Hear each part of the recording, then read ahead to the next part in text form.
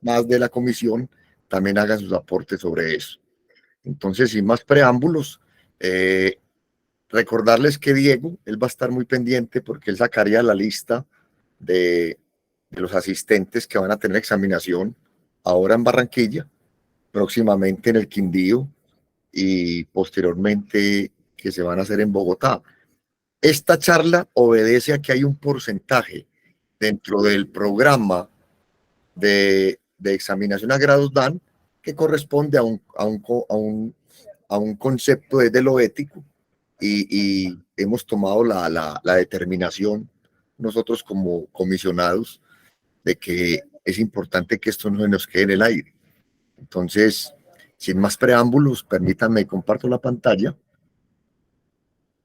Mientras usted comparte la pantalla, vamos dando la bienvenida a quienes se siguen conectando a esta hora. Son alrededor de 122 personas las inscritas, nos han llegado 64 en estos momentos. Y les vamos a pedir a los queridos compañeros que van a ascender, que están preparándose para el ascenso, diferentes grados dan, que por favor nos escriban en el chat su nombre completo, porque a veces se conectan de cuentas de Gmail que no pertenecen a su nombre. Entonces, por favor, escribir nombre completo y el grado al que aspira. Muchas gracias. Gracias, Diego. En este momento nos están viendo una pantalla en blanco, ¿cierto? No, señor, la estamos viendo bien, pero debe ponerlo en modo presentación, maestro. No, sí, pero en este momento está en blanco. Lo que pasa es que como tengo ahí se empiezan a ver las... Sí, estamos viendo las diapositivas. La presentación se está viendo bien, profe. Listo, perfecto, muy bien. Hay que ponerla en modo presentación. Ahí está en presentación ya. No, señor, hay que ponerla en modo presentación. Permíteme, porque yo aquí la estaba presentando. Vuelvo a sacarla y vuelvo a entrar, listo. Por favor. Porque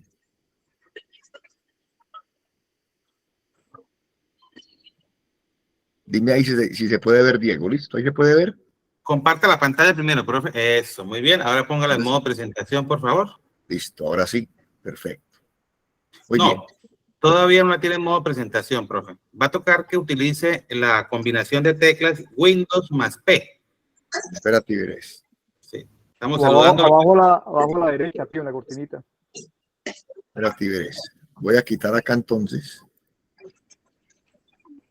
Estamos saludando a quienes se siguen conectando, compañeros del departamento del Cesar, Jorge Alirio Escobar, Bogotá, Johnny Rodríguez, Javier Rivas. Windows más P por proyectar, listo. Sí, señor, proyectar. A ver, y por favor la comparte la pantalla. Andrés Capdevilla. Profesor Francisco Ruiz, un abrazo. Cuarto Dan, qué bueno. Juan Villegas, cinturón negro segundo Dan, qué bien. Jenny Dávila, qué bueno. Bienvenida. Diego, pero no me deja como me dices tú. Porque yo lo hago por acá por pestaña de Chrome, pero por ventana. Aquí tengo. No, profe. Dele pantalla completa, por favor. Por eso es. Pero cuando doy compartir no sale ahí sale.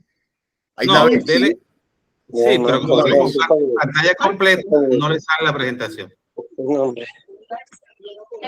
Cuando le dé compartir, maestro Pío, cuando le dé compartir, por favor no le diga ventana de Chrome, dígale compartir pantalla completa.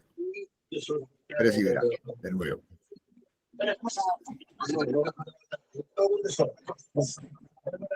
Le agradecemos a quienes no están en la conferencia, dictando la Toda la conferencia. pantalla. Micrófono. Toda Sí, la señor. pantalla.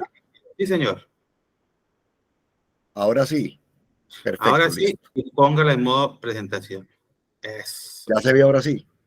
Sí, señor, Listo. se ve muy bien. Perfecto, muy bien. Bueno, muy buenas noches. Le hemos dado a este encuentro digámoslo así, un título, una denominación de ética consciente e inteligente, más pensando en que tenemos la necesidad de que nos sumerjamos como en ese concepto.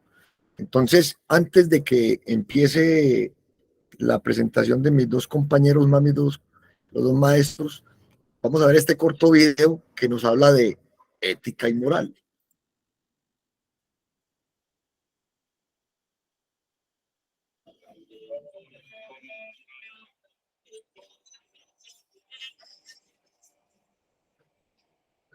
Moral y ética, los términos que utilizamos frecuentemente. Perdón, ¿se escucha bien? Sí, señor, adelante. Listo. Simplemente juntos y a menudo indistintamente. Son lo mismo, cómo están relacionados, en qué se parecen y en qué se diferencian. Empecemos por la moral. Todos tenemos una moral.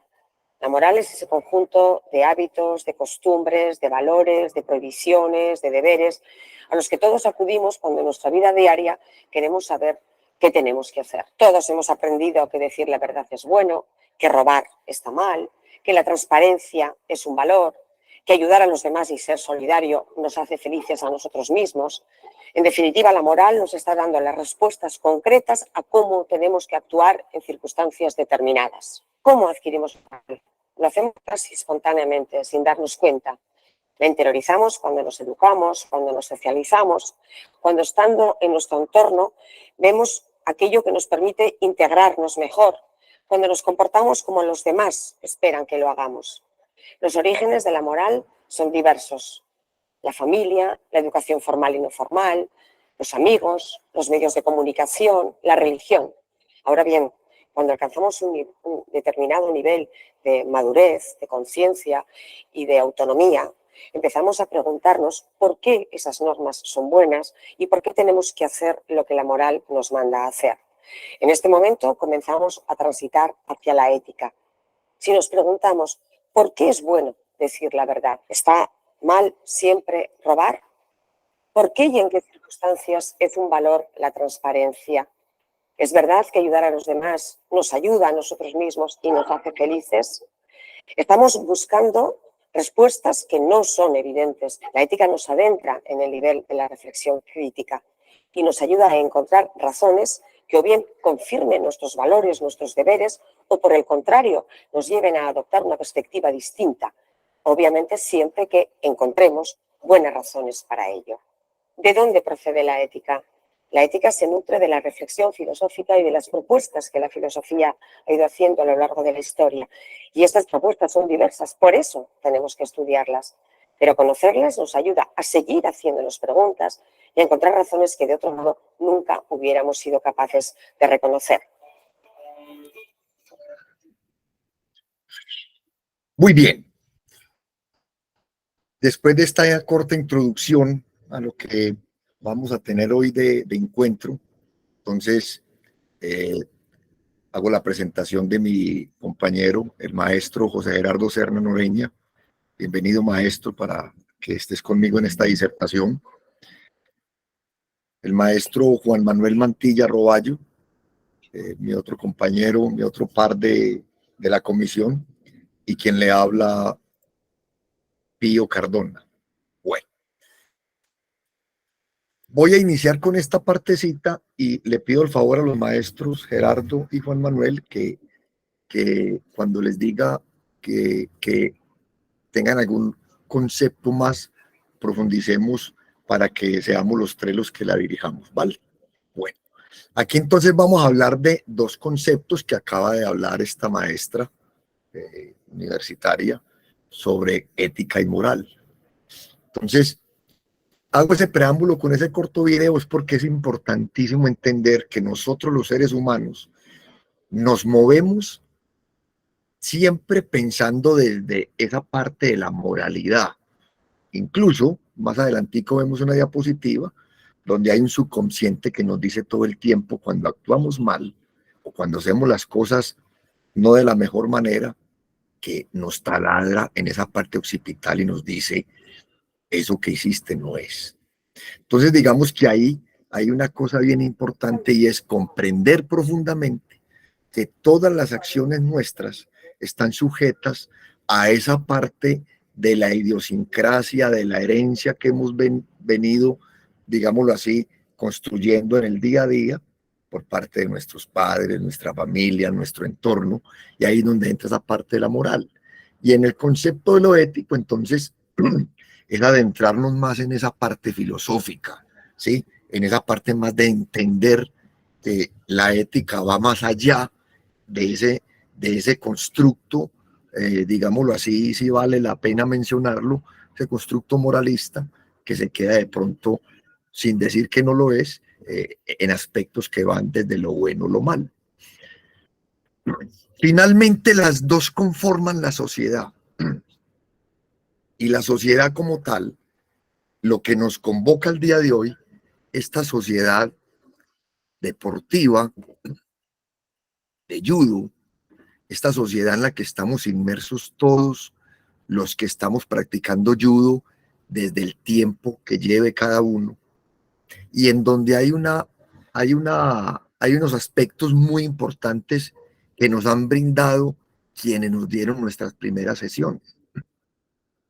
Esta sociedad de judo que nos ha permitido construir día a día esto que nos apasiona tanto, que nos da la oportunidad a unos de poder decir: yo vivo del judo, yo trabajo en el judo; otros que dicen: yo vivo para el judo, yo aporto al judo; otros que están dentro del proceso educativo y tiene elementos o aspectos del judo, como es la parte del judo escolar, ¿sí?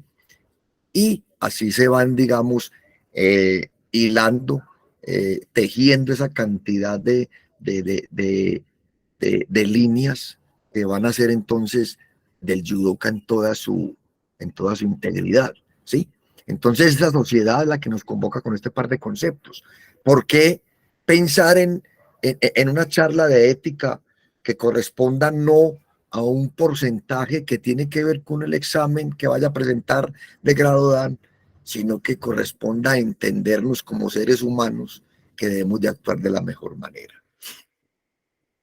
Paso a eso, entonces, vemos que en la ética aparece una conceptualización que viene del término ethos. El ethos es el modo de ser que tenemos cada uno. Por eso es tan importante que entendamos que el otro no es así, porque es, digámoslo en forma coloquial, es que esta persona es maluca para hablar. Hay un modo de ser en cada uno. Ese ethos nace con uno, ¿sí? Y ese ethos, digamos, que lo acompaña a uno, que uno o el ser humano sea capaz de transformar eso para un mejor vivir en esa sociedad, debe de ser digamos, la forma de llegar a ello. Pero ese modo de ser siempre lo acompañará y será inclusive identificado por el otro. Por eso Sócrates, uno de los grandes filósofos de la historia, nos habla entonces que en ese concepto de la ética hay un conjunto de valores. Y ese conjunto de valores, mis queridos profesores y maestros, ese conjunto de valores está inclusive en el código Bushido, que lo vamos a ver más adelante. Ese conjunto de valores, yo no sé si Sócrates practicó un arte marcial, pero Sócrates lo tenía concebido, porque Sócrates habla de ese conjunto de valores, ¿sí? Que cada uno de ellos empieza por el respeto al otro y a lo otro. Aparecen entonces unas líneas de normas morales, ¿sí? Y esas normas morales son las que dentro del ¿Cómo están? Sí, ¿la acomodamos? Dentro del contexto de lo ético, estas normas morales no están, digámoslo así, de manera violenta asumidas, sino que las normas morales están porque se requiere, digámoslo así, tener como una especie de orden en el comportamiento humano, ¿sí? El reino animal tiene esa característica. Por eso más adelantico, vuelvo y reitero otra cosa, y es que vamos a ver el cerebro triuno. El cerebro, porque está ahí. El cerebro tiene unas condiciones especiales, que es lo que nos caracteriza como seres vivos.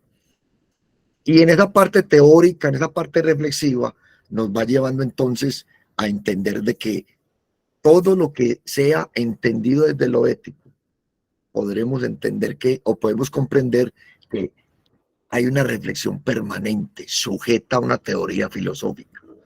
Y claro, eso entonces nos va ajustando a lo que viene a ser estas partes de los juicios morales que nos hacen ver dentro de un plano social como tal.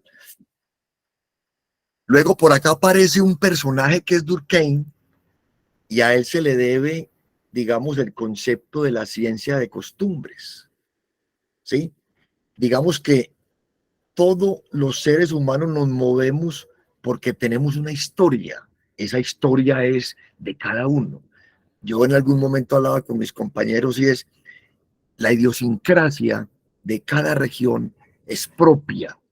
La idiosincrasia de la meseta cundiboyacense es una idiosincrasia propia, pero no es igual a la idiosincrasia, por ejemplo, de la zona del Valle del Cauca, cogiendo parte de Risaralda, su parte, digámoslo así, final, y adentrándose en la parte del departamento del Cauca. Son dos, digámoslo así, dos grandes regiones que tienen una idiosincrasia cada una acoplada a su zona. Lo mismo que el viejo Antioquia, lo mismo que la zona, digamos, de la costa atlántica. Esas costumbres hacen parte de, de ese proceso de aprendizaje, ¿sí? Y de ese proceso que nos lleva o que nos conduce a entender que pertenecemos a una sociedad, ¿sí? Y hay que mirarlo desde esa óptica para poder cada uno entender que todos cabemos ahí. Entonces, en la parte de la moral aparece un significado que viene de mores, y por eso, si en la parte ética el ethos es el modo de ser, en el latín el mores es lo que tiene que ver con las costumbres, ¿sí? Y eso lo debemos a este gran filósofo Durkheim.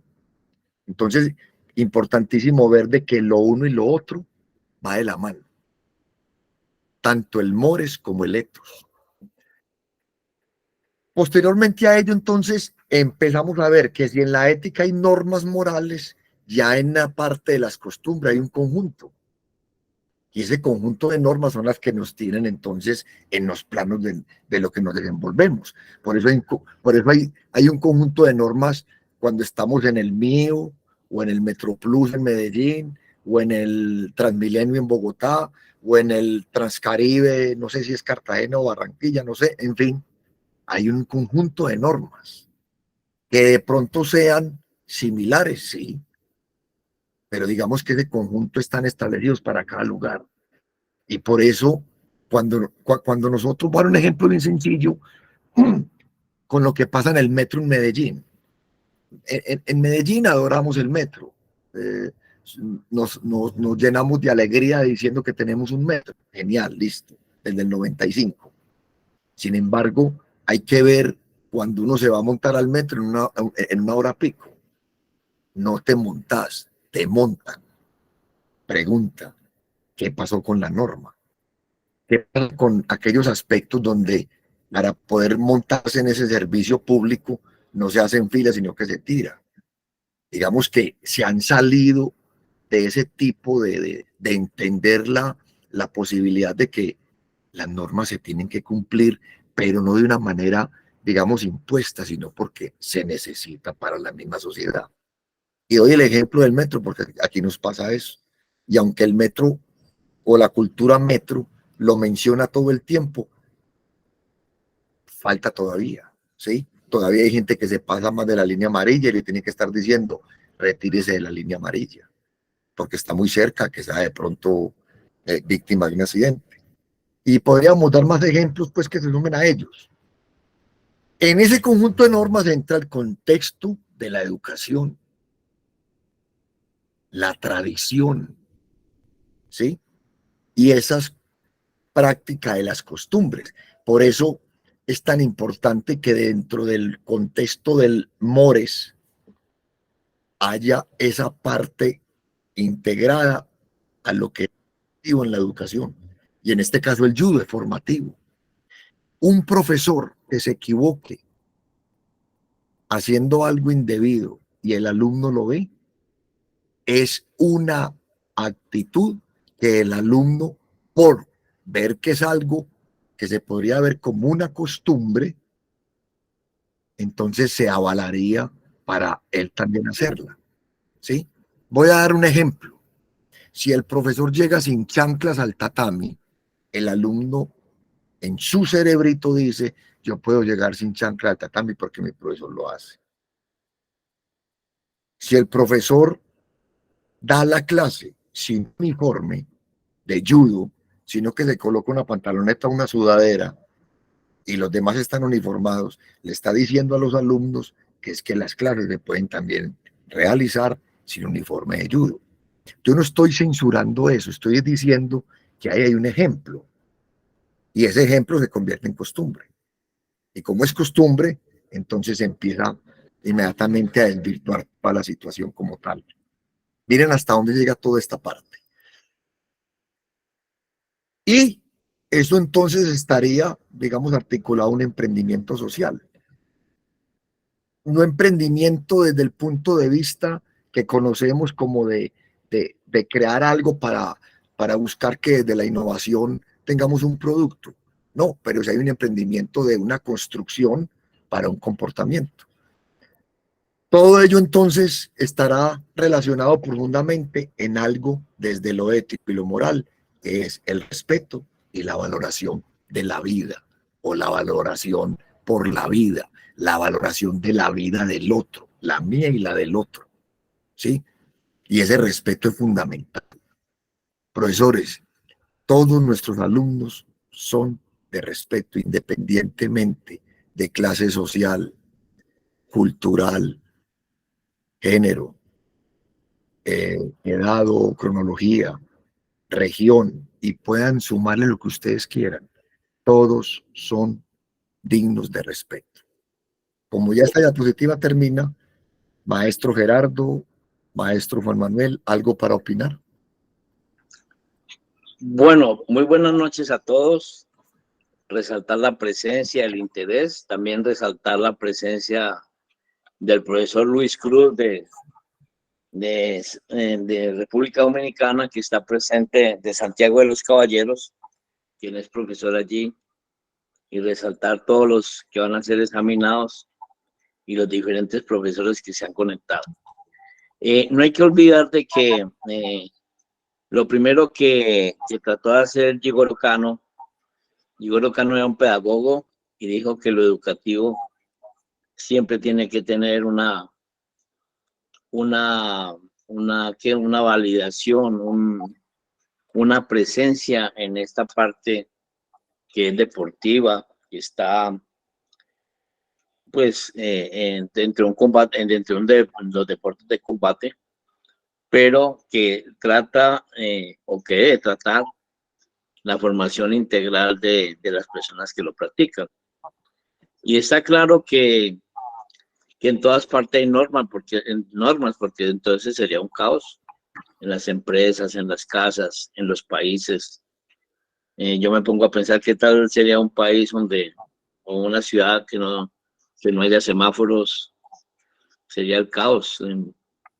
Entonces, siempre tiene que el hombre estar normatizado. Y el maestro Pío ha dicho una cosa importante: nada enseña más que el ejemplo. El ejemplo enseña más que 1000 palabras. Y por eso nosotros, los que estamos aquí presentes, algunos que somos profesores, otros que lo vamos a hacer y que vamos a difundir este deporte, esta filosofía de vida, pues hombre, tenemos que dar ejemplo a las personas que estamos dirigiendo. Entonces, creo que lo más importante es formar buenos ciudadanos, buenos deportistas, pero sobre todo, pues formar buenos ciudadanos, y el judo tiene unos valores muy interesantes que lo hacen diferente a muchas actividades deportivas. Entonces, por eso tiene que permanecer esta clase de educación integral hacia las personas que transmitimos estos conocimientos del maestro Jigoro Kano. Gracias, maestro Gerardo. Maestro Juan.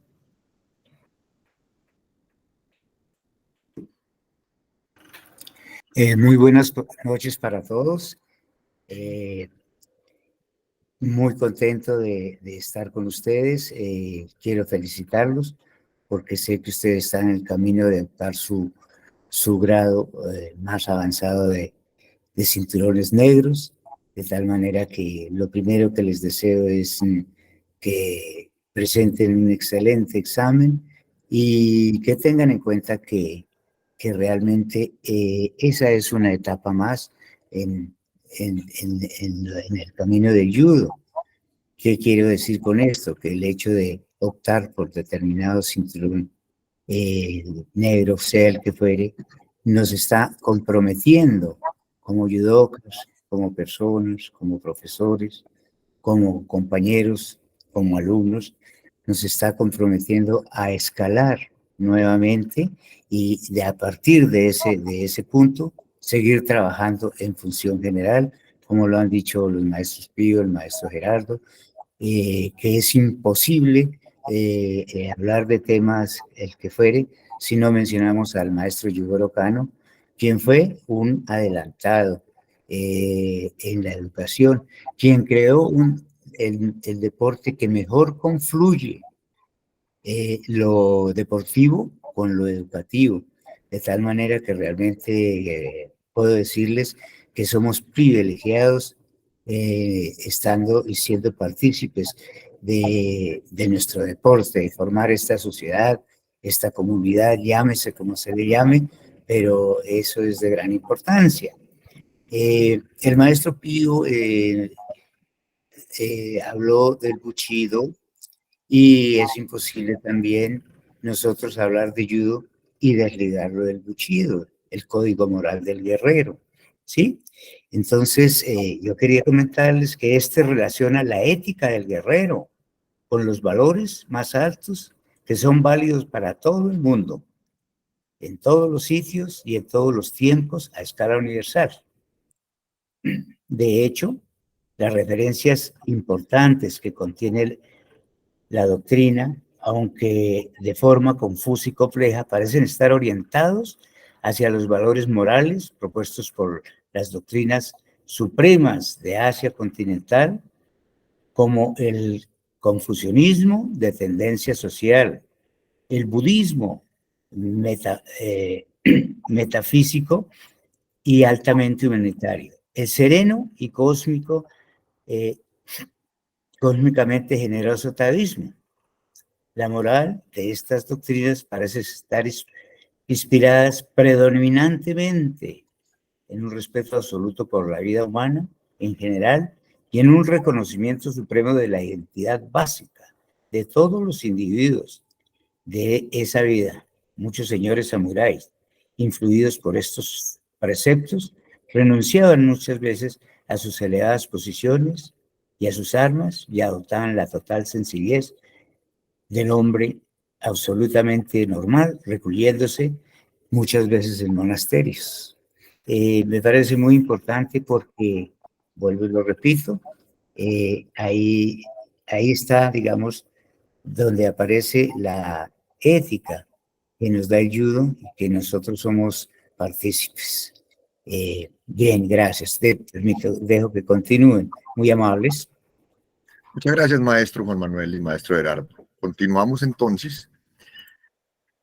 Y hay unos conceptos claves. Ahorita les hablaba de ese concepto de lo bueno y lo malo, de el ángel y el demonio, ¿cierto? Digamos que desde el punto de vista religioso o doctrinal, nos acompaña ese tipo de aspectos de lo que es bueno y que es malo. Por eso, la disciplina filosófica que estudia el bien y el mal y sus relaciones con la moral y el comportamiento humano. Esta figura, porque quisiera detenerme en la figura, los seres humanos nos movemos ahí. Y al final de la presentación, por eso vamos a ver un corto video de si somos honestos o si somos íntegros. Y resulta que es que ahí se teje esa parte. O sea, a veces nuestras actitudes, mientras no nos estén viendo, pues estarían encaminadas a otro tipo, digámoslo así, de acciones, ¿sí? Si no me están viendo, entonces pues lo puedo hacer. Y creo que es donde esta figurita que tiene como la característica del angelito, es la que te dice por detrás, pero ¿por qué? Y este que está aquí con esa cara de diablito, te dice, pero hacelo, que eso también es bueno de vez en cuando. Digamos que los seres humanos nos movemos así. El judoka debe tener, digamos, un equilibrio en este par. en este par de figuras, ¿sí? Por eso, enseguida, cuando miremos el cerebro, cómo se comporta uno, tiene que ver mucho con este par de figuras, que las podemos denominar como queramos, ¿sí? Ahí es porque lo tenemos de una manera más recreativa, pero tiene que ver con eso, apreciados profesores. Y siguen los conceptos claves, porque finalmente no es para quedarnos con uno solo, y nos habla de la disciplina de la filosofía que estudia el comportamiento humano, ¿sí? La relación con las nociones del bien y el mal, ¿sí?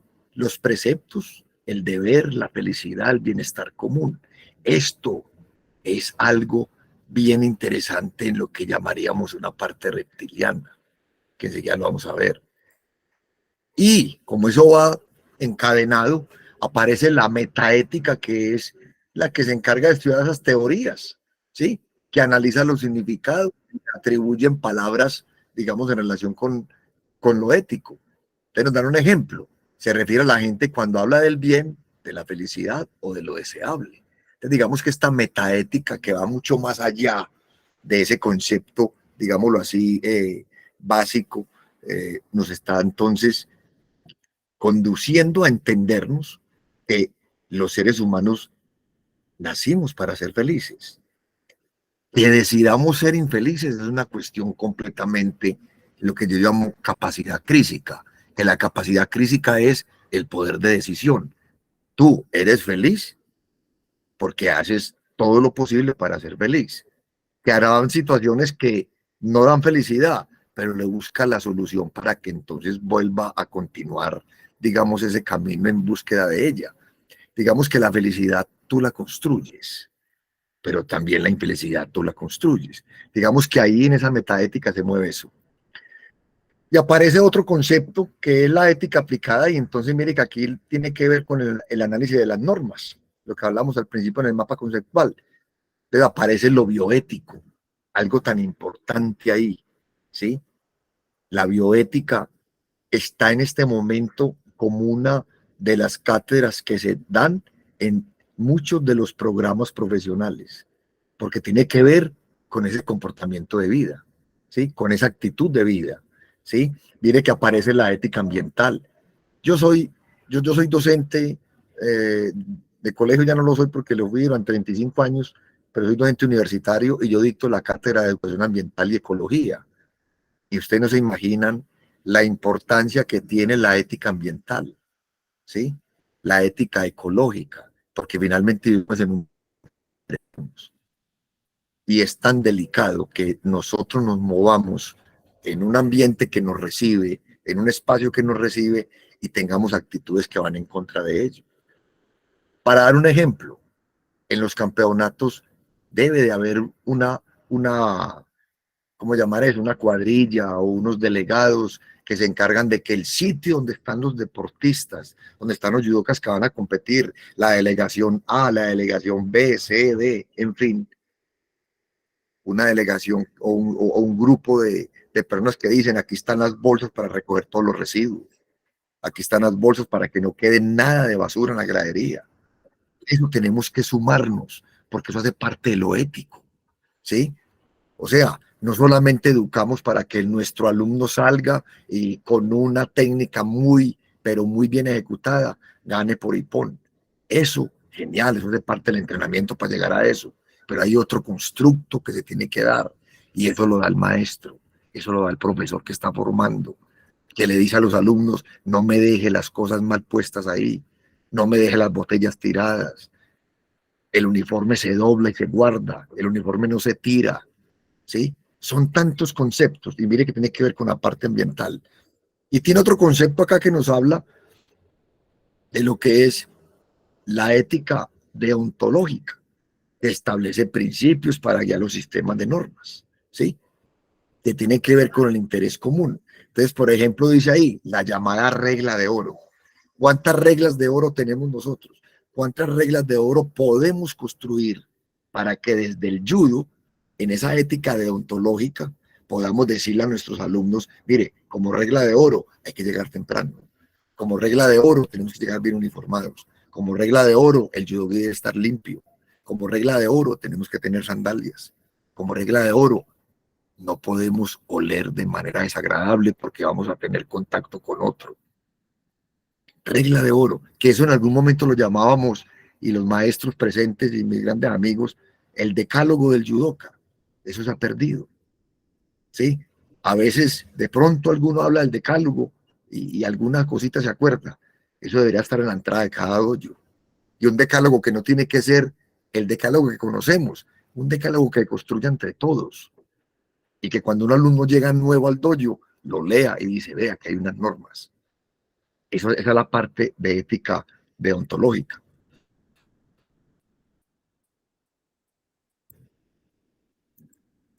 Y aquí entonces tenemos otros aspectos que no quiero detenerme mucho, pero para recordar y que a todos nos convoca es un escenario de estos, ¿sí?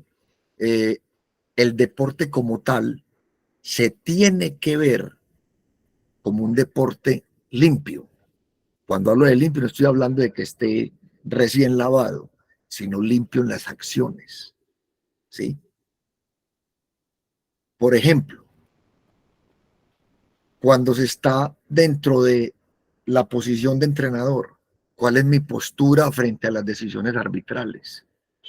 Esa postura del entrenador no puede ir, digamos, en la idea de que es que a mí siempre, conceptos que uno escucha, yo como árbitro que soy, no es que a mí siempre me roban los combates, o no es que a mí siempre salen mis deportistas y siempre van a perder porque ese árbitro me lo hace perder. Entonces uno se pregunta, ¿cómo un árbitro se va para un campeonato maquinando a lo estilo Maquiavelo? A ver, voy a hacer que el deportista Pedro Pérez pierda porque pertenece al entrenador fulano de tal. Dios santo, eso no tiene presentación, eso no tiene sentido, ¿sí? El deporte tiene que ser limpio.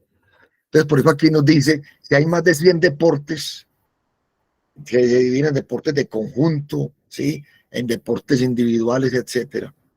Si tenemos Juegos Olímpicos de la modernidad que arrancan desde 1896, porque los de la antigüedad son en la antigua Grecia, y judo arranca en 1964, y judo empieza con todo un proceso.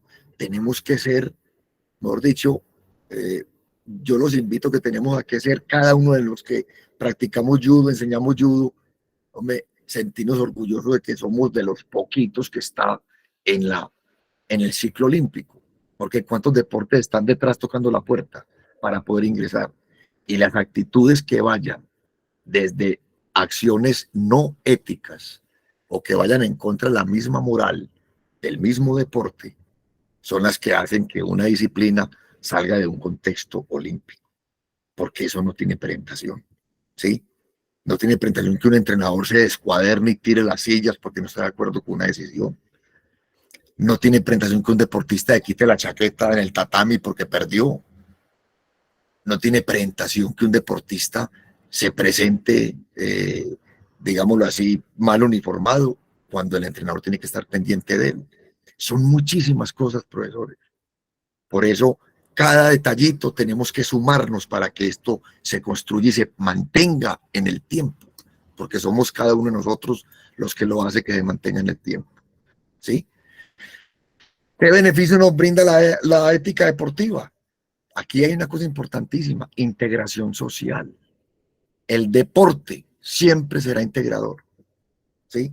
Aparte que es de disfrute, aparte de que tiene que ver con la salud, eso es innegable, que tiene que ver con el bienestar, lógico, ¿sí? Aparte que de la misma sociedad se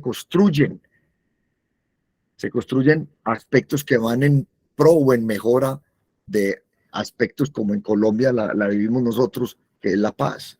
Cuando hay deporte, cuando hay actividad deportiva, mire que se reducen los homicidios, ¿sí? Cuando hay eventos de juegos, Medellín que tuvo Juegos Suramericanos, el maestro Gerardo que hizo un mundial de judo, ¿sí? Cuando hemos tenido Juegos Panamericanos, en fin. Si ustedes analizaran lo que pasa dentro de la seguridad, las ciudades disminuye la situación que tenga que ver con violencia, porque es que el deporte invita a la paz, ¿sí? Y sumado a eso, entonces, ¿qué valores vamos a tener en relación con la práctica deportiva? nos enseña a tener un valor como la equidad. Equidad no es darle al otro por igual, equidad es darle lo que el otro se merece. ¿Sí? El trabajo en equipo, importantísimo eso. Pero cuando se unen los entrenadores para ir con una delegación, no es un entrenador con la delegación A, el entrenador con la delegación B y los de la A con la B no se pueden ni ver, porque esos dos entrenadores tienen bronca. Uno tiene presentación, trabajo en equipo. Cuando eso es la igualdad, es que somos de la misma línea, del mismo color. Somos colombianos. Yo quisiera aquí, yo no es que sea muy amante del fútbol, pero estoy viendo el fútbol ahora femenino. Muchachos, compañeros, han visto el apasionamiento con que estas muchachitas demuestran ser jugadoras de una nación como es Colombia.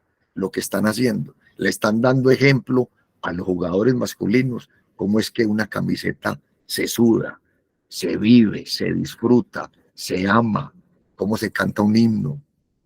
Eso es bellísimo, ¿sí?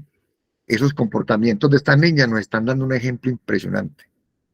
Ojalá que la parte masculina lo tenga en cuenta. La disciplina es un valor importantísimo. Judo es disciplina, ¿sí? La inclusión, que yo lo llamo la singularidad. Todos cabemos. Yo tengo una frase de mi maestra que me formó cuando inicié mis labores como profesor y me decía: Pío, el sol no escoge a quien alumbra, a todos nos alumbra por igual. Profesores, tenemos que ser inclusivos, no podemos ser excluyentes. Incluir al otro es también entender que el otro también tiene derecho, ¿sí? Perseverar es aquel que nunca claudica. Y el respeto, pues, su nombre tiene totalmente su validez como tal. Listo. Y por último, en esta parte de esta diapositiva, pues, todos estos elementos nos van a dar siempre juego limpio. Yo me quedo con esta frase, juego limpio. Y, como dice Sabater, conjunto de comportamientos y normas que suelen aceptar como cambios válidos en ciertos, qué pena, se me fue en ciertos aspectos de la vida misma.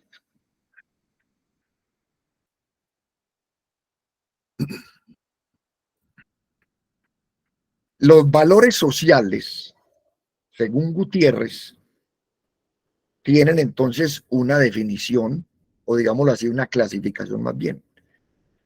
Los valores sociales están hablando de respeto, cooperación y relación social, ¿sí? La amistad, la competitividad y el trabajo en equipo van de la mano los tres, ¿sí? Porque es que cuando hay competitividad, hay mayor posibilidades de crecimiento. Profesores, yo, por ejemplo, vengo hace tiempos con una idea y se lo manifiesto a los amigos míos del Cata y todo. No podemos seguir siendo... ¿cuántas catas hay? Una pareja de cata de la Liga A, una pareja de cata de la Liga B, dos parejas de cata de la Liga C, y pare de contar y sacamos de ahí la Selección Colombia para un equipo de catas. Tenemos que estar por cada liga trabajando los catas de una manera en la que hayan 20 parejas de este cata, 20 parejas de este otro cata, 20 de estas, porque también es una modalidad competitiva. La competitividad hace que usted mejore, pero cuando usted está solo, dígame cómo va a mejorar. Eso sería excluyente, ¿sí? Participación de todos. Dígame bien, expresión de sentimientos, las expresiones como nos referimos cuando las situaciones no van de pronto a favor mía, ¿sí? Tenemos que tener tacto para ese tipo de expresiones. ¿Cómo convivimos con el otro? La lucha por la igualdad siempre será un valor social. La responsabilidad social es la responsabilidad que tengo por el medio, por la comunidad. La justicia siempre será que actuemos de la mejor manera. Y la preocupación por los demás siempre nos va, digámoslo así, a abrazar al otro. Por eso hablan de compañerismo. De estos valores sociales pasamos a los valores personales. Y entonces hablamos de las habilidades. Que estas habilidades son de orden físico y mental. ¿Y esto qué genera? Creatividad. pero tiene que ser de una manera divertida. Y los retos no son para ver quién se desboca, no, los retos son para mejorar, ¿sí? Retar al otro para que mejore es decirle, usted es capaz. Eso hace un maestro, eso es un profesor que está pendiente de los suyos, ¿sí? La autodisciplina es lo que usted tiene concebido en su interior. Cuando usted construye conocimiento, ¿sí? Hablamos otra vez de la salud. Esa autoexpresión tiene que ver cómo usted se expresa con nosotros. Entender que el éxito, el triunfo, también puede tener derrota, ¿cómo lo asumo? Esos valores personales tienen que verse de que el éxito te eleva, pero la derrota te minimiza. Pero ¿cómo te minimiza? Y cómo sos capaz de entender que la derrota también tiene algo de aprendizaje. ¿Sí? ¿Cómo nos autorrealizamos? ¿Qué recompensas hay frente a las cosas? Las recompensas no son económicas. Bueno, todos tenemos que vivir, todos necesitamos del dinero para poder comprar nuestras cosas, pero entendamos de que la recompensa va más allá, sobrepasa lo material, ¿sí? Los reconocimientos siempre serán importantes, muchachos, profesores. No hay que estar buscando que me reconozcan que yo lo que hago está bien. Pues digamos que eso ya es como para lavar el ego. Los reconocimientos van es como cuando vos ves que los demás están saliendo adelante, el reconocimiento es el fruto de lo que los demás hacen bien. La aventura, el riesgo, eso es como ir un paso más allá para mirar entonces cómo puedo lograrlo. Ser imparcial, importantísimo en el valor personal. La imparcialidad es fundamental. Uno nunca puede vivir parcializado. ¿Sí? Si un amigo se equivoca, yo no puedo parcializarme con su equivocación. El juego limpio, la deportividad, como lo dice, el espíritu de sacrificio, el judo lo tiene. Por ende, el judo es una disciplina marcial deportiva que tiene unos sacrificios impresionantes. La participación en el juego, ¿sí? Vuelve y juega la perseverancia, nunca claudicar, la humildad por los títulos que tengamos, por los grados superiores que tengamos, por la posición económica que tengamos, los triunfos que adquirimos, siempre tiene que prevalecer la humildad, ¿sí? Tiene que ser persona. Eso va acompañado de autodominio y hablan de la bondad de la obediencia. Es que obedecer de manera bondadosa es una acción humana. Los seres humanos tenemos que entender que hay una bondad en las cosas. Las normas tienen bondad, así las normas sean demasiado, digámoslo así, pragmáticas.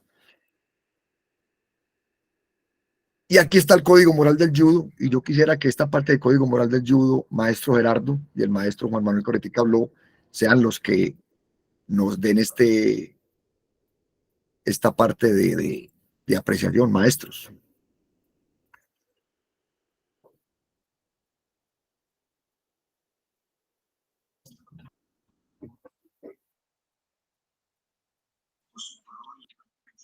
Bueno, estos valores o código moral del judo es lo que nos ha hecho, sinceramente, más universales. Y esto se hace en todos los dojos del mundo y como un legado del maestro Jigoro Kano para que prevalezca esa parte educativa, esa parte de valores. Porque hay dos partes importantes según la filosofía oriental. Está el Chin y está el Tai.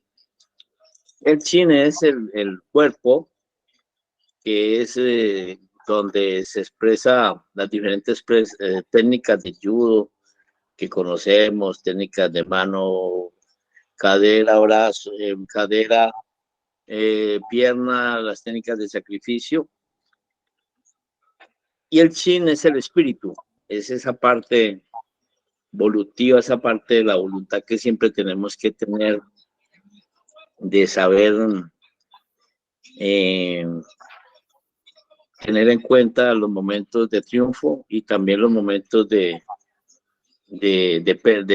derrota, entre comillas, porque esa derrota siempre será una enseñanza. Entonces allá hay unos valores importantes, que es la sinceridad, que es expresarse sin disfrazar lo que realmente se piensa. O sea, muy importante ser auténtico. La modestia, hablar de uno mismo sin orgullo.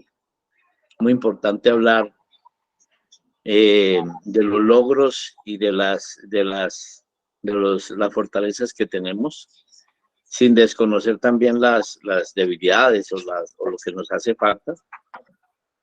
El respeto, sin él no puede existir la confianza. El respeto es un valor fundamental en la convivencia humana. Por eso hoy en día se ha perdido tanto eso, porque hoy en día no se respeta el otro, se quiere imponer el criterio del otro, y yo creo que estamos en un momento muy difícil precisamente porque no respetamos la diferencia. La diferencia nos hace, sin la diferencia no hubiese conocimiento o no hubiese la posibilidad de aprender. Siempre el coraje es hacer aquello que es justo, o sea, es la forma de esforzarnos, también teniendo en cuenta nuestras limitaciones, muchas veces físicas, pero que deben de superarse a través de la práctica y de la voluntad. El honor es ser fiel a la palabra, muy importante, por ejemplo, como persona, como yoga, como profesor, que la persona tenga mucha confianza sobre los compromisos que uno adquiere. Por eso se decía antes que la palabra en japonés valía mucho, y es más, tenemos un ejemplo como maestro Inokuma, que tuvo un error en la construcción de un edificio, y se hizo el harakiri. O sea, son personas que siempre estaban por encima de la palabra, y la palabra que se daba, y la responsabilidad. La amistad es el más puro de los sentimientos del ser humano. Hay una frase de Franklin que dice que un hermano puede ser un amigo, pero un amigo siempre será un hermano. O sea, esa parte que uno mismo se aterra cuando encuentra un amigo, encuentra su par, y hay una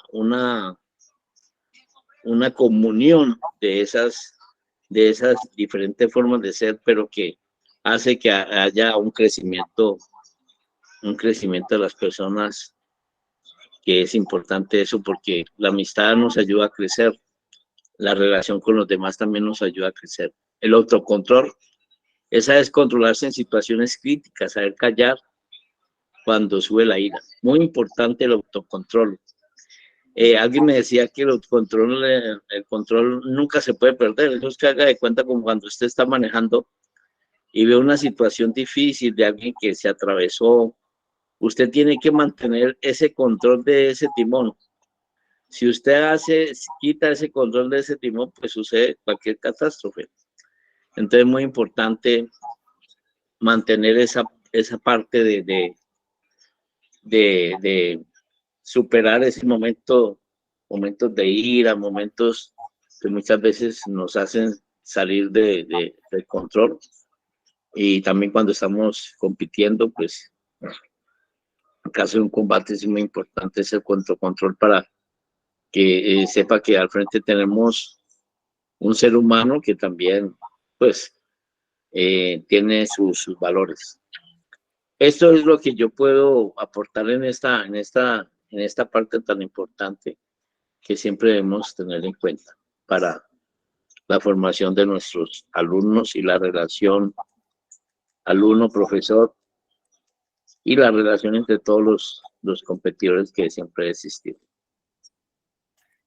Gracias, maestro Gerardo. ¿Algo para mencionar, maestro Juan Manuel?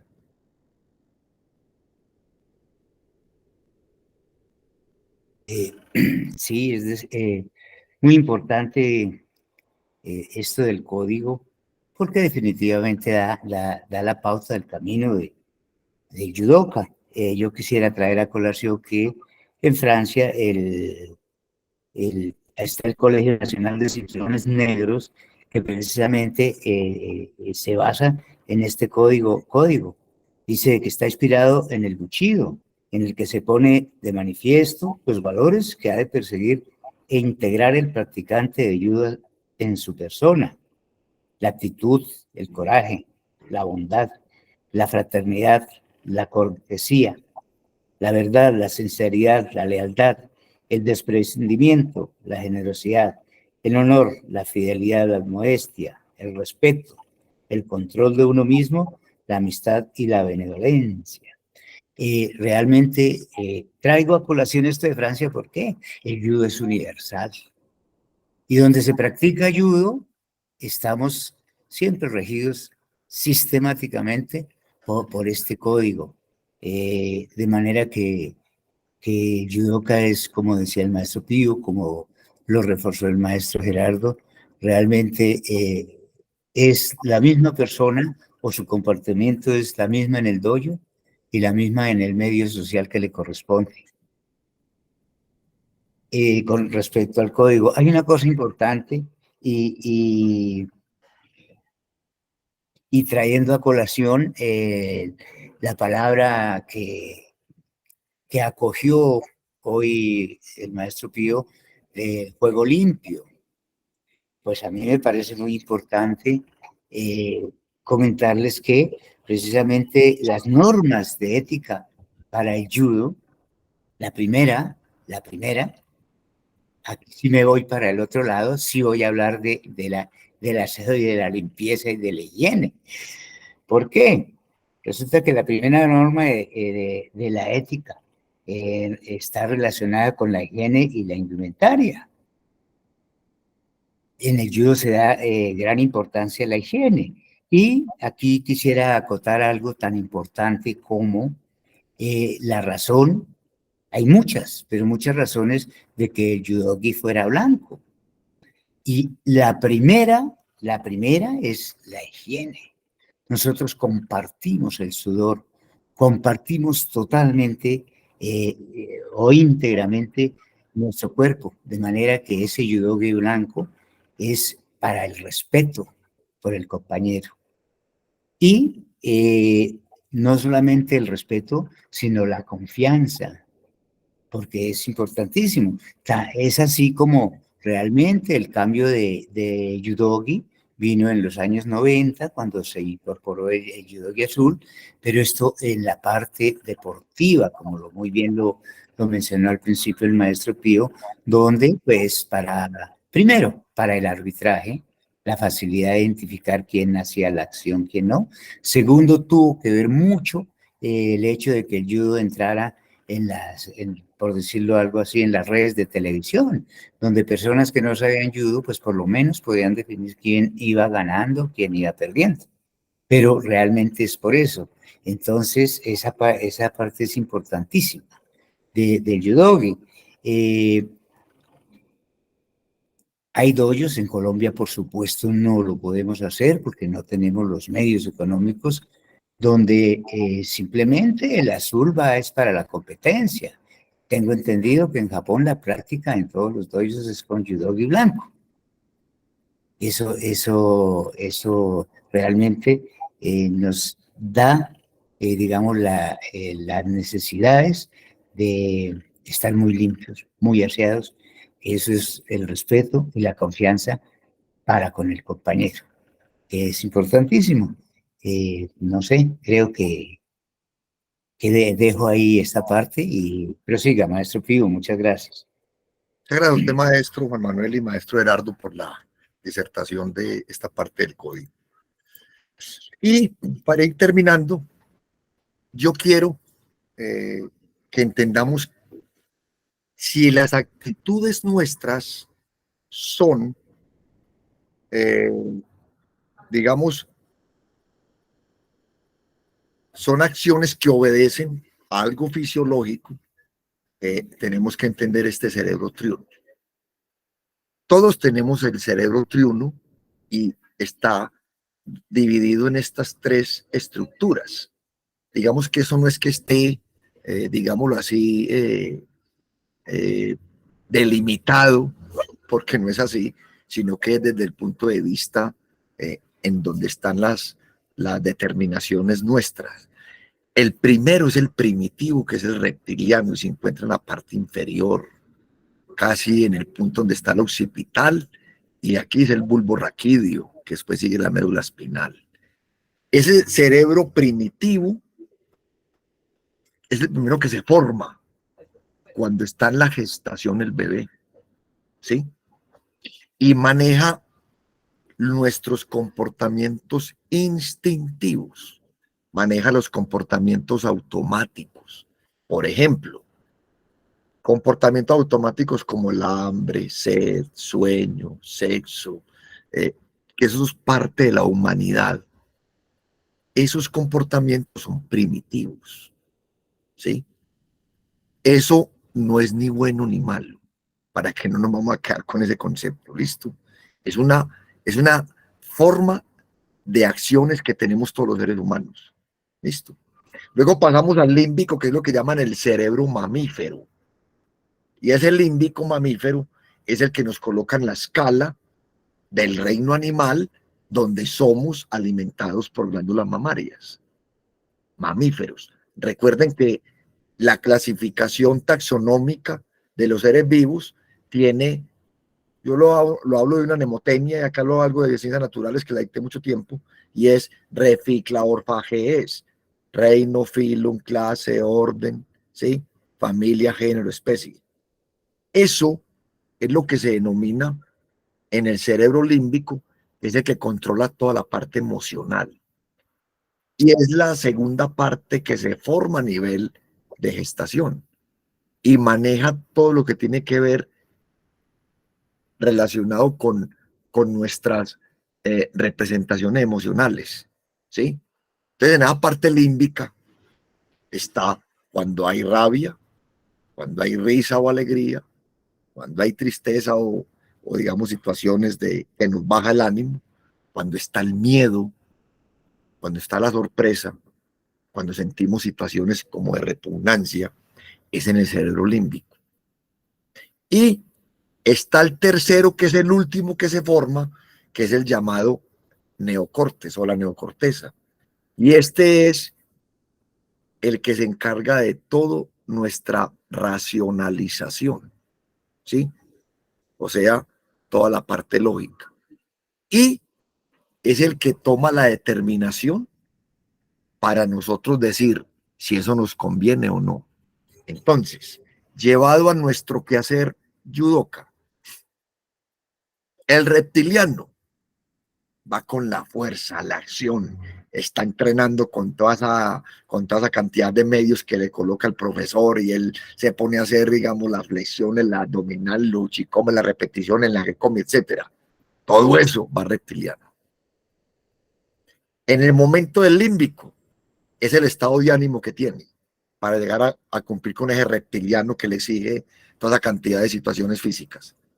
Y el neocortes es cuando empieza el trabajo táctico. El neocortes o la neocorteza es cuando el yudoka tiene la toma de decisiones para que una acción se desarrolle pensando en que la va a hacer apropiadamente para poder lograr el objetivo. Y el entrenador afuera sentado en ese neocortes es cuando es capaz de decirle a su deportista que está en el momento del combate, que tiene un agarre que está mal puesto, y simplemente con una palabra clave le dice: cambia el agarre. Y no como me toca ver a mí los entrenadores a los gritos, descuadernados en el mate, bregándole a cambiar a esa pobre criatura que lleva entrenando un año para un campeonato, cambiar el esquema de competencia en un segundo. Eso es imposible, mis queridos profesores. Eso se hace en la clase. Ahí es para que el entrenador disfrute. Y la neocorteza es para que desde el razonamiento es capaz de decirle puntualmente: cambia tal cosa, y ya. Cuando entendamos eso, yo creo que vamos a lograr que los resultados que estamos buscando en nuestros deportistas de competencia mejoren. ¿sí? Pero cuando estamos a los gritos allá, no hay nada, solamente hay gritos. Y ese pobre judoka metido en el tatami, si logra hacer algo, pues es porque viene con toda esa cantidad de aspectos del reptiliano, ¿sí o no? Yo no me quiero detener aquí porque ya esa parte la acabé de explicar mis maestros, mis profesores, y aquí está repartido el mismo sistema. No lo voy a explicar de nuevo, pero quiero que entiendan que nuestro sistema neurológico está dividido en esos tres cerebros: reptil, límbico y neocortical o neocorteza. Listo, esa partidita está ahí. Ya para ir terminando, perdón, me devuelvo un segundito para que nunca la olvide. Es importante que esto es una teoría, pero demostrada por MacLean, ¿sí? Esto inclusive es muy nuevo. De pronto los que vieron por la fisiología hace muchos años, vosotros les tocó esto. Esto es muy nuevo y se trabaja hoy en día mucho en educación, ¿sí? Y tiene que ver mucho con esa parte de lo ético. Bueno, para terminar ya, que iba por allá que ya quieren como preguntar o algo, que ya van a ser ya la hora de que descansemos, terminamos con este video. Escúchenlo, por favor, dura apenas 2 minutos y medio, creo, y con eso terminamos. Hay una gran diferencia entre ser honesto y ser íntegro. Es diferente entre ser honesto y ser íntegro. La honestidad es preciosa. La integridad no tiene precio. El latinoamericano, en general, y en mayor porcentaje, es gente honesta. Lo aseguro. Que eso no lo coloquen en los medios es otra cosa. Eso no genera rating. Pero la mayoría es gente honesta. El problema es que necesitamos algo más que honestidad, necesitamos integridad en el liderazgo actual. ¿Cuál es la diferencia entre ser honesto y ser íntegro? ¿La conocen? Nada mejor que una historia. Un hombre pide una pizza. La pizza llega al hotel donde él está. La mujer abre la caja y dice: mi amor, no hay pizza. ¿Cómo no hay pizza? No, hay dólares. Cuestan $1,800. ¡Wow! Ella le da un abrazo y un beso y le dice: mi amor, la pizza costó 17, tenemos $1,800. Él se queda mirando, se ríe, pero le dice: no, me acordé de algo de mi padre. Si algo me enseñó mi padre es a ser honesto, y entra el dinero en la caja, lo mete todo ahí y la cierra. Ella le dice: usted es el único tonto en Estados Unidos que va a hacer lo que pienso que va a hacer. Sí, hay que hacerlo. Así son las cosas. Se van en el carro, ella va brava, va furiosa, él va decidido y entrega la caja en la pizzería. Aplauden, le abrazan, le agradecen y le hacen la pregunta: ¿usted escuchó el anuncio en la radio? ¿Cuál anuncio? De la caja perdida. Mi hermano trabaja en la radio y anunció la caja perdida. ¿Usted no lo escuchó? Le dice el gerente de la pizzería, joven. No. ¿Y por qué trajo la caja? Porque lo más honesto.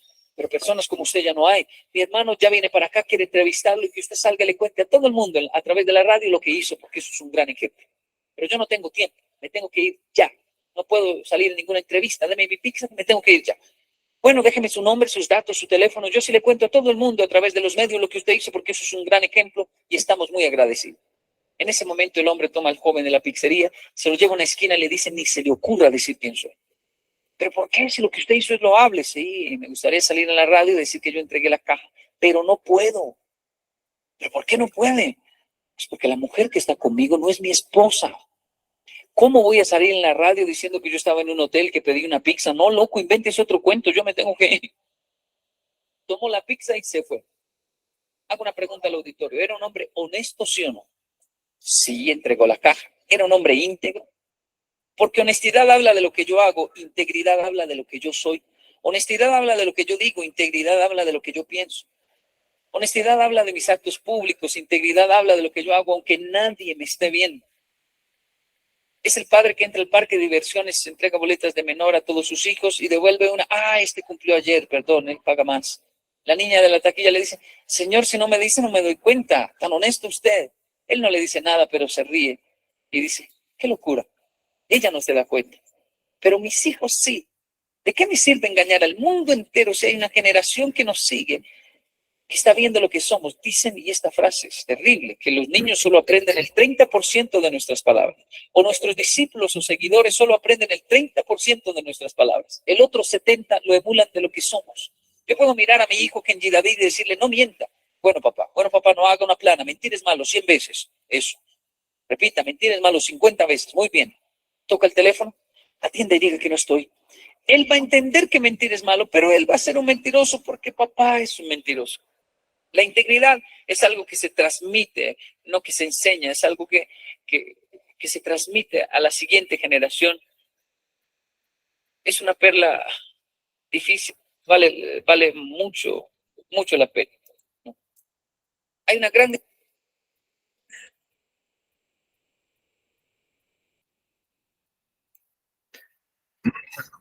Yo terminaría con una frase que he utilizado mucho en mis procesos de clase, y es que lo que se piense, que lo que se hable, que lo que se haga y que lo que se sienta sea coherente. Así se tiene que mover el ser humano. En esos 4 aspectos es muy complicado, es muy difícil, es bastante complejo, digámoslo, pero pensar, hablar, sentir y hacer tiene que ir cogido de la mano para ser coherentes. Muchas gracias. Gracias a mis maestros, compañeros Gerardo y Juan Manuel, y a todos ustedes por estar aquí escuchándonos en este cuento de la ética.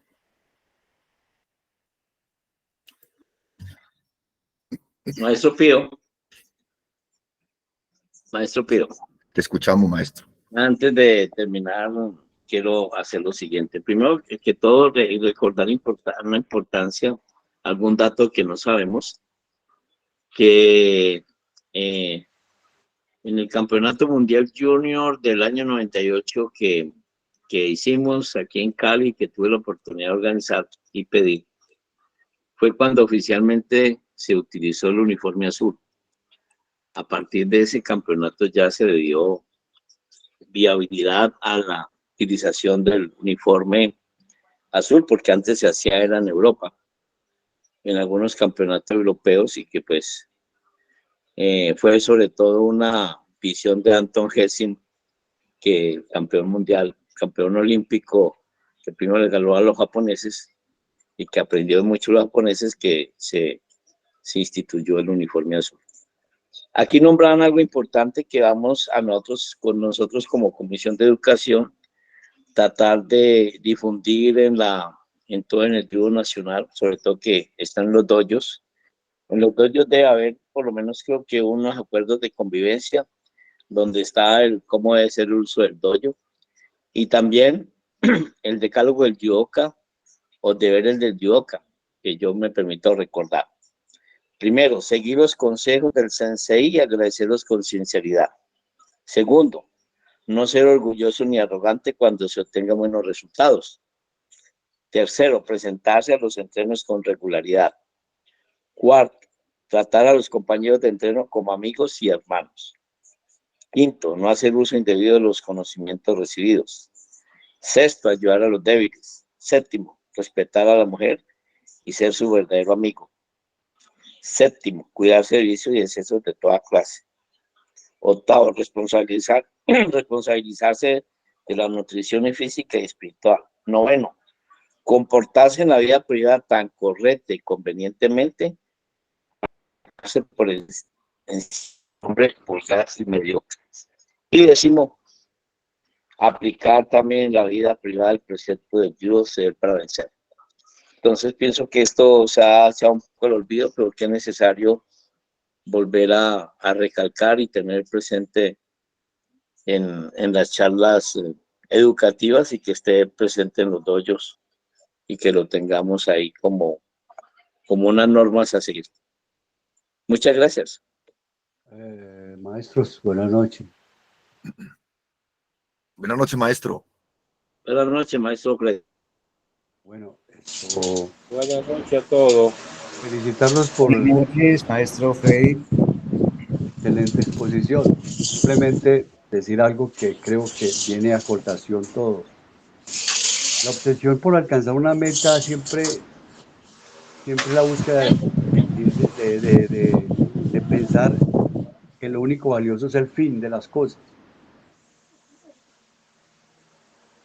El hecho de que tratemos cualquier, o sea, saltar cualquier tipo de obstáculos puede trascender a desintegrar una regla normal.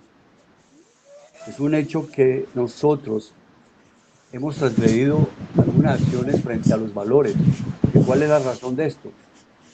Violentar a un adversario. Porque es que muchas veces creemos que en definitiva nosotros nos tenemos que meter en la cabeza que el judo no solo es poder valorar unos resultados deportivos. Y eso es lo que nos ha llevado a nosotros a desvirtuar y degenerar una acción normalmente en común, que es buscando la individualidad. Y eso es lo que creo yo que pone en tela de juicio cualquier confrontación deportiva. Debemos pensar que si el equipo juega contra uno o contra el otro, cualquier acción que nos distancie en el ambiente del judo no es lo único que puede existir. Eso va a depender mucho del entrenador y quien está realmente formado como judoka. Por eso considero yo que hay que crecer lentamente atendiendo no intereses particulares, sino más bien obedeciendo a una voluntad individual. Por eso la ética y los valores priman aquí en cuanto a qué es el judo. No es crear solamente, no es como creen algunos, que es crear y generar violencia. Pero sí se juzga a través de una sociedad frente a algo que, por lo visto, siempre un resultado puede generar esa parte y que se hace victimario el ser humano como tal o el mismo deportista. Entonces, simplemente es transmitir con estética el movimiento, reconsiderarlo y entender que el valor está en lo individual, en la voluntad y en el sentido de pertenencia. Muchas gracias. Gracias a ti, maestro.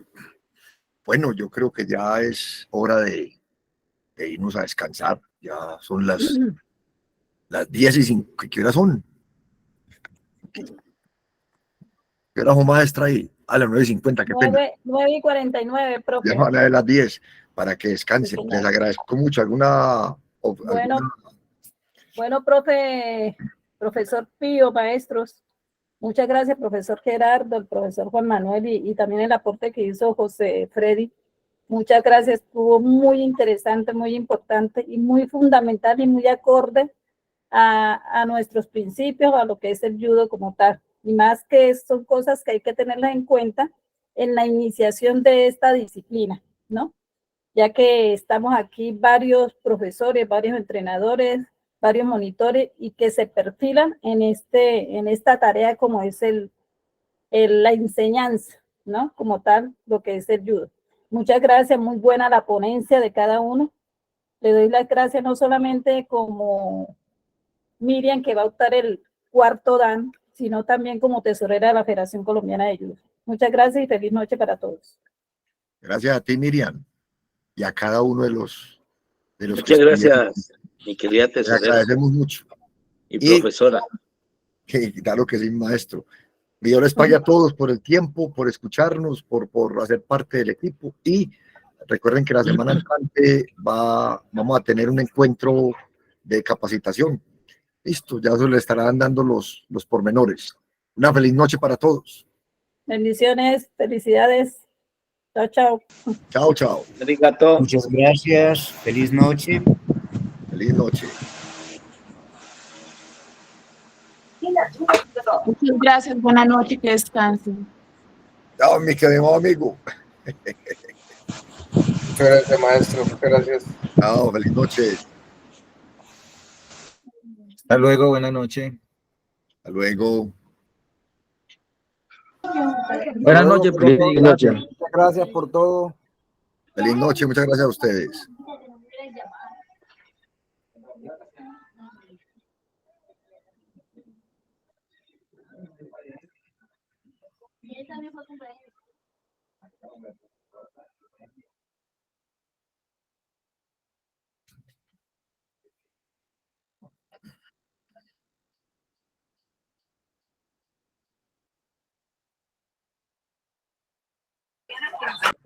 Chao, profe, buenas noches. Buenas noches.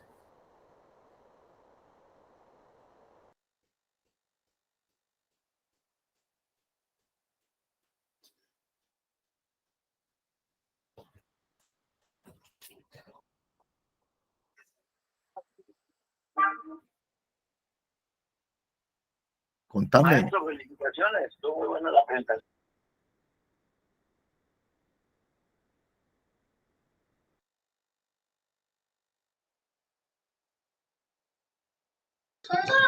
Buenas noches, profe, y gracias por la ponencia.